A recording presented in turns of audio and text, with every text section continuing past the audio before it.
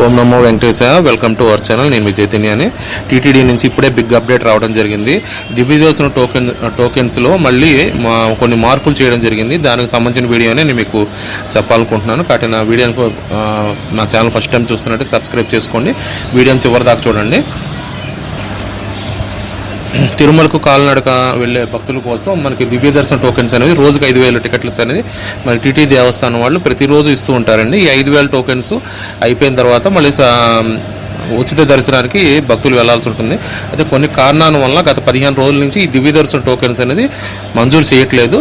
అయితే గురువారం రోజు ట్రయల్ రన్ అనేది ఈ దివ్య టోకెన్స్ మళ్ళీ ఇవ్వడం జరిగింది.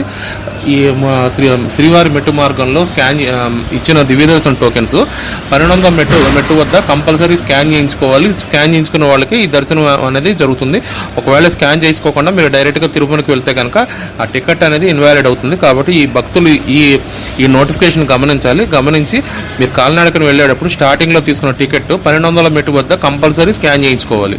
స్కాన్ చేయించుకున్నప్పుడు మాత్రమే మీకు ఆ టికెట్ అనేది దర్శనానికి అనుమతించబడుతుంది. దీనికి సంబంధించిన ప్రెస్ నోట్ అనేది టీటీడీ దేవస్థానాలు రిలీజ్ చేశారు. ఉదయం 6 గంటల నుంచి మనకి టికెట్స్ అనేది ఇవ్వడం జరుగుతుంది. అవి 5,000 టికెట్స్ మాత్రం రోజుకి ఇవ్వడం జరుగుతుంది. భక్తులు తమ ఆధార్ కార్డులను కంపల్సరీ తీసుకుని వెళ్ళాలి. ఒరిజినల్ కానీ జిరాక్స్ కానీ తీసుకువెళ్ళి అది దివ్య దర్శనం టోకెన్స్ తీసుకుని స్వామి దర్శనం చేసుకోవాల్సిందిగా నేను కోరుకుంటున్నాను. మరొక వీడియోతో మేము ముందుకు వస్తాను. ఓం నమో వెంకటేశాయ.